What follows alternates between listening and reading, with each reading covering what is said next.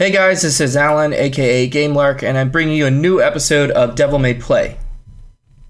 Hey guys, Trip here, and today we're going to be talking about what a console should be. And this episode is kind of a continuation of our episode on the Nintendo Switch. If you remember that from all that way back, weeks ago, wherever it was. Don't tell them it's just a couple minutes later. Don't let them know we're doing this one next. We're hopping through time. We're time jumping. So yes, while we were discussing the Nintendo Switch, a great question kept coming up, or at least this idea of what should a console be? What's the purpose of a console? And I think that this is going to be a great discussion because I am a console gamer. I'll admit it, and I think that Psychotrip's more of a PC gamer. So Indeed. I'm going to start off with a horror story of why I stopped playing PC games or games on PC as much. And then I will have not a horror story. What's the opposite of a horror story? A fairy tale about my best console moments and what I think console should be about. Okay.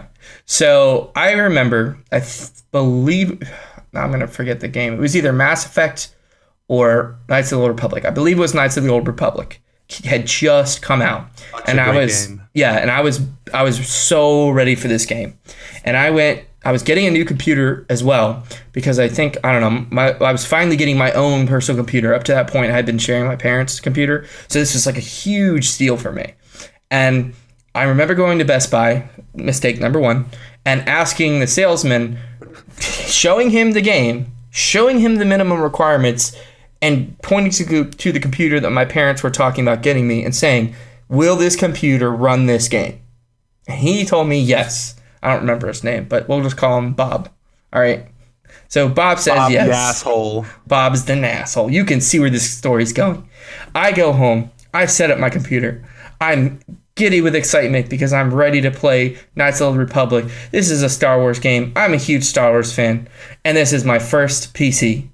I boot everything up. Everything's loading. Do the sign in. Do all the stuff you used to do back in the day. And then I load the game. The title screen loads.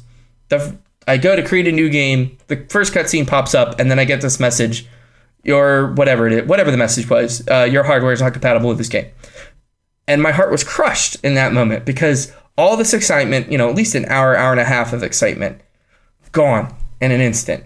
And I literally took the computer. I took the game back. I took the game back to Best Buy, and I demanded a refund because I was like, this salesman, and I actually remembered his name, but this time we'll call him Bob, told me that I could play this game on this computer, and he lied. And you remember, this was an open game, and nowadays I don't think they would refund you, but I bitched for a good 5 minutes with my mom, and I was like, they said that in my opinion, I had a good reason to get a refund because I did show him the game and say, you bought it under false pretenses. You have a shitty salesman, essentially. And that's why don't listen to Best Buy salesmen.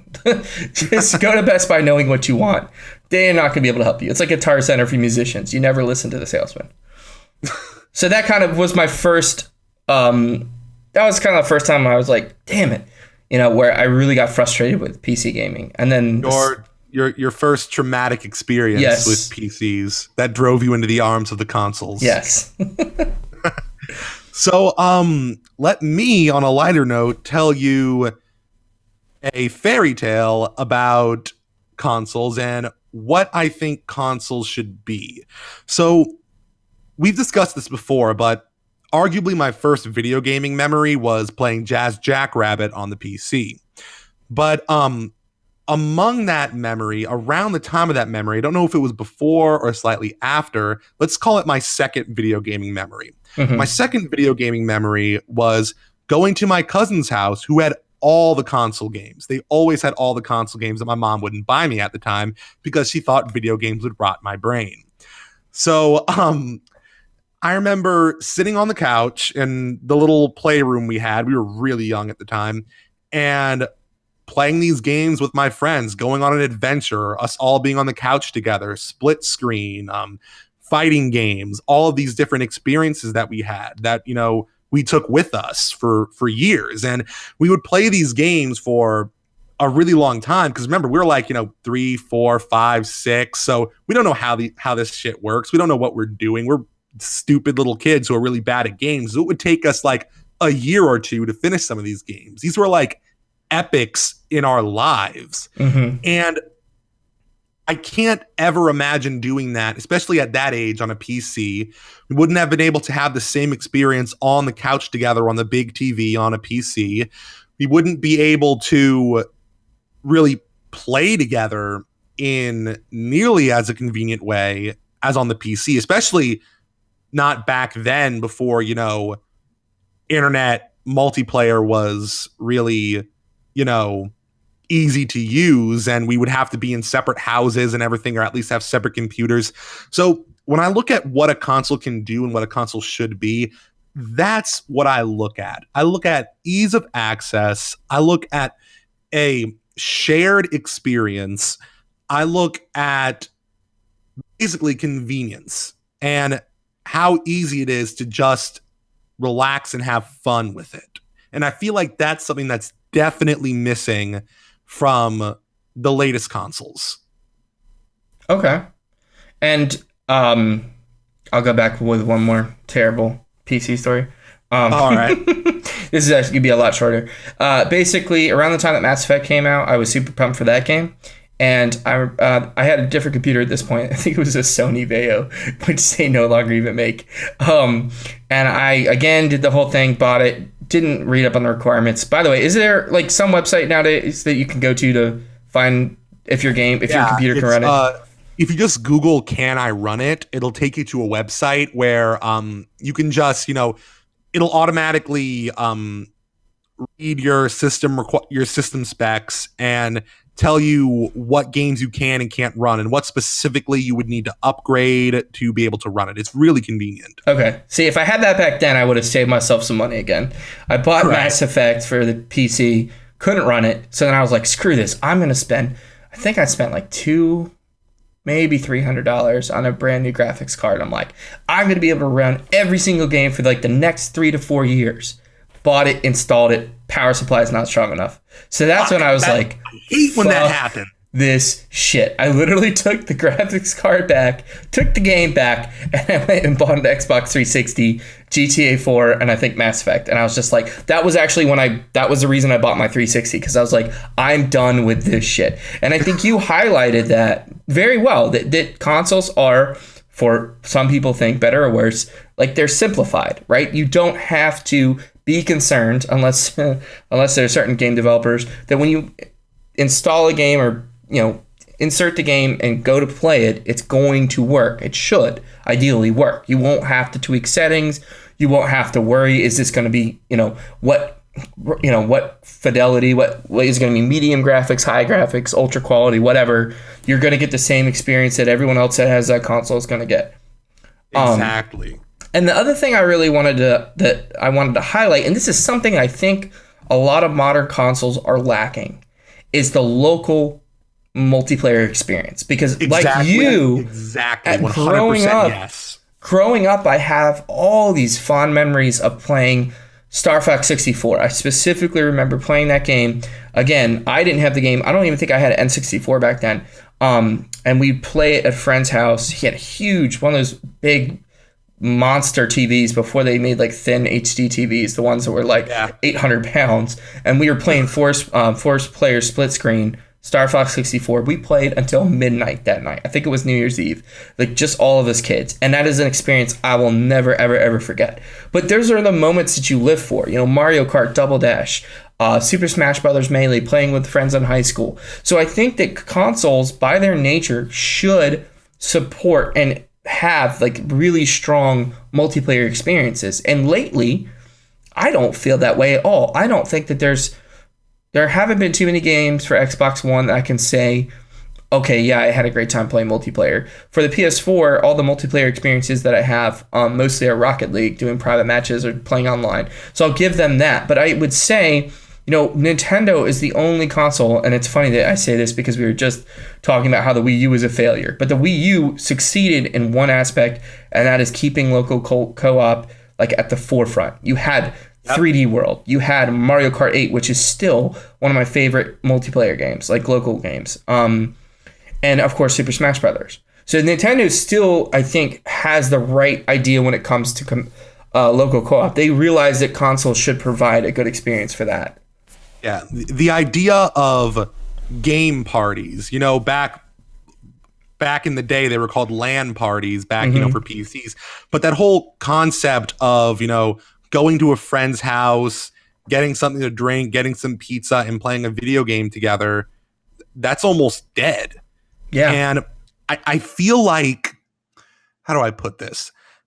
I feel like PCs are always going to be stronger than consoles, okay? There's no way around that. They always will be. So consoles, if they want to make sense and be relevant, they have to capitalize on the things that the PC just can't do, or at least can't do in nearly as much of a convenient way. Mm-hmm. And you highlighted those things that the PC just can't really do. But the consoles, especially in this latest generation, have completely ruined their credibility and really their reason for existence almost. Because like I was saying in the last episode, they're teeter-tottering between trying to be a PC without any of the perks of being a PC, but still trying to be a console while sacrificing all the perks of being a console. So what are we left with? We're left with games that after we put them into our console take up to 10 hours before we can actually fully download and play them. We're left with a complete lack of split screen multiplayer, complete lack of being able to have that local party multiplayer experience. And on top of that, we are given, online multiplayer, but fuck, we have to pay for that. That's true. What's the logic? I've never understood this. And this is why I don't have Xbox Live. I don't have PS Plus. All of my friends think I'm crazy, but fuck them. Why? How does it make sense that I don't have to pay for doing anything online really for my PC? I mean, of course you have to pay, generally for the you have to pay Comcast or whoever owns the internet. Right. But why do I need to, on top of that, pay for an inferior version of online multiplayer for consoles? Where's the logic there? So all they've done is take away. They haven't added anything. They haven't given us any additional reasons to ever use a console. They've only taken away reasons. It's funny that you mentioned how long and how much space games require these days, because this is one of my biggest problems with the PS4 right now. I love it. I play it all the time, but my God, my hard drive filled up within like a year. And now all I've had to do is keep deleting games off the hard drive because I don't have enough space. And I mean, for fuck's sake, I read online that, I don't know if this is true or if it's been confirmed, but the Infinite Warfare bundle with a remastered COD 4 is going to require 120 gigabytes to install. That's a fucking quarter of the hard drive that comes with the PS4 when I bought it. That is ridiculous. No game should take a quarter of a hard drive for a console. Yeah. Like you said, you get the console, and I mean, granted, it doesn't take that long to install, but I mean, every time I logged on today to the Xbox One, I had a system update that took, 30 minutes to update. It was like 5 gigs. The other day I was trying to play Doom, trying to finish that up, and there was 3 updates. One was like 14 gigs, one was 18, one was like goddamn 30 gigs in just updates. Not even install files, just updates. And I'm like, what the hell? And the issue is with the Xbox One, this is one thing that it has over the PS4.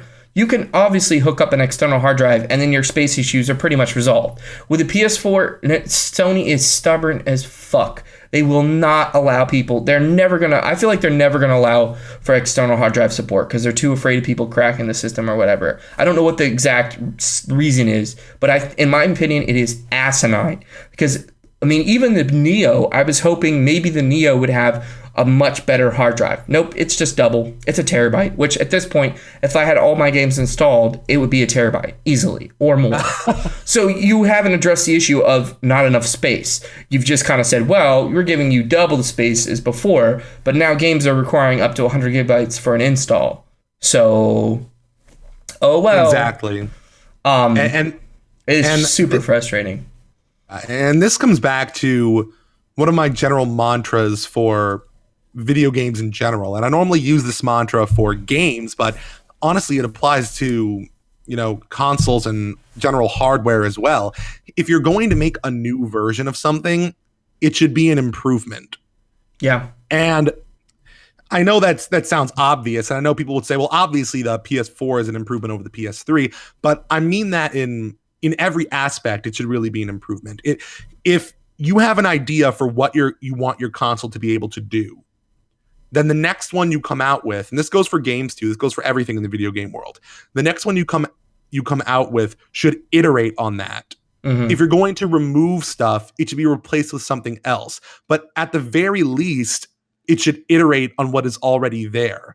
What we have here is a situation where we're continually losing things and, in my opinion, not getting back enough to make up for what's lost. So in effect, like I said, consoles have reached this point where they're kind of teeter-tottering between being a really weak PC and being a convenient console. And we're having the worst of both worlds right now. We've lost the things that make consoles viable in the market. And in my opinion, we haven't gained any of the positive stuff for PCs. So what are we left with? Nothing really.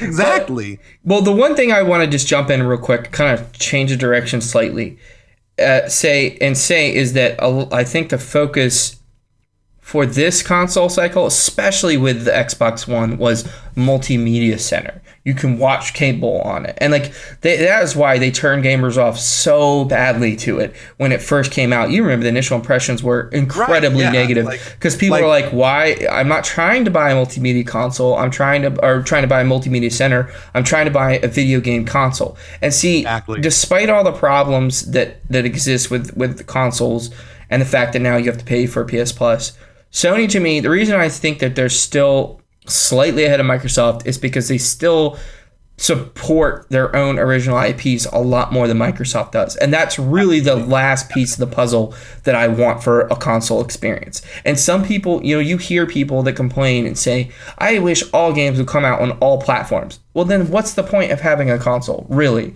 Because if a game is multi-platform for every single console, there is no incentive to buy that console. People hate on Nintendo because Nintendo is they're not going to ever port their IPs, their first party. It's their property. It's part of their brand. It's part of their experience. I mean, Zelda and Mario are these legacies in the gaming world because they are tied with Nintendo. If they suddenly allowed for these IPs to appear on other consoles, much like Sega did, and Sega did, I think, because of financial reasons more than anything else. But I'm saying, I don't want to play Zelda on a PS4. I just don't. It wouldn't feel right.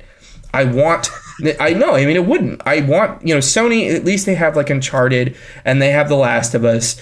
And they do, I feel like, try a little harder than Microsoft does to keep their first party titles and to make, some effort to bring something to the table when you say, all right, why should I get PS4? What games are out there? You can say, all right, there are some exclusives that I'm like, absolutely get a PS4 for this. Bloodborne, things like that. But what you're saying is that there isn't enough offered with the PS4 in terms of the PS3. And I think the other really, really big problem, which they sort of kind of try to address with PlayStation now, is the lack of backwards compatibility.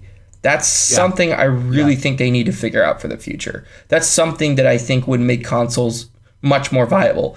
If you're playing on a PC, you're able to play games no matter, I'm guessing, I don't really play GOG. I mean, GOG has a whole library, don't they, of older games. But I'm saying, for the most part, unless you're playing games off a floppy disk, there is no sell-by date. There's no point where you can't keep playing it for the most part. Even then, you can, there's emulators. There's a way to kind of configure the system to work. But I will say that the reason why I do have a PS4 and not an Xbox One is because, and this isn't necessarily a knock against Microsoft, but it's because despite all the bullshit I've been saying about Sony, I do believe in my heart of hearts that they do care about video games. I do too. I honestly do believe that they understand the importance of video games. They understand, I feel like they like video games. I feel like they have a passion for video games. And I feel like they have a passion for, at least on some level, accepting new ideas and being a lot more innovative. And because I remember when the PS4 was announced, you were talking about when the Xbox One was announced, and you saw the stark difference in philosophy of those two companies. And you saw Sony was really opening up to indie developers. And, they had some really weird, strange ideas that they were really trying to push. And I could respect that. And yeah, that's why, even though, back when I was younger, I was a Microsoft fanboy. I don't even know if people are still console fanboys anymore. I don't know if that's really a thing or if people are just trolling on the internet now. Really? It's still a thing? Yeah. But when I was a kid, I was a Microsoft kid, like back in the 80s, they had, Coke versus Pepsi. In the mid 2000s, it was, Sony versus Microsoft, and the RC Cola kids were the Nintendo guys, I guess. But yeah, so I was a Microsoft fanboy, and even after I got over actually caring about which console was better, I still played Microsoft because that's what I was used to. And they really turned me off with, they lost a customer with their E3 showcase for Xbox One. They really did. And it wasn't that I was that angry. After they, cleaned up their act, after they, started going back on a lot of the bullshit that they were saying during that, it wasn't that I was still angry. It was that, by that point, I had already gotten a PlayStation 4. I thought that they had a better vision for video games. So, I've already adjusted. I can't see myself really getting an Xbox One at this point because I don't really see the point. Because, I really just use my PS4 for either PlayStation exclusive games or any game that my PC can't run. Mm-hmm. So, I don't see a reason for having both consoles anymore. But, yeah, I guess my point behind all that was to say that I do have some faith in Sony, but God, you're right. They make some crazy decisions. And I guess when it comes to Nintendo is a lot like Disney. Have you ever thought about that before? I guess Nintendo's a lot like Disney. It's an insular, secretive company known for its aggressive branding, strong intellectual properties, but also its penchant for making really strange business decisions to varying degrees of success. Yeah. Actually, that is a pretty good analogy. That kind of sums up Nintendo. But for better or worse, it still has a loving stranglehold on our childhoods. We can't get away from it. Oh, Nintendo. We just can't give you up. Well, it kind of gives me an idea for a future podcast now that we're talking about how consoles are becoming less and less, let's say, relevant, maybe. They aren't doing what we think we should do. I kind of want to think about what the future holds and if they're going to be viable long term. You know what I mean? What is, people have long thought, is there ever going to be one console to rule them all? Or, I want to discuss 4K and virtual reality. That's something I'd like to talk about as well, which we just kind of didn't get time to in this podcast. But in any case, as always, it was a fun discussion. Oh, yeah, definitely. So thank you all for listening. And we'll see you next time.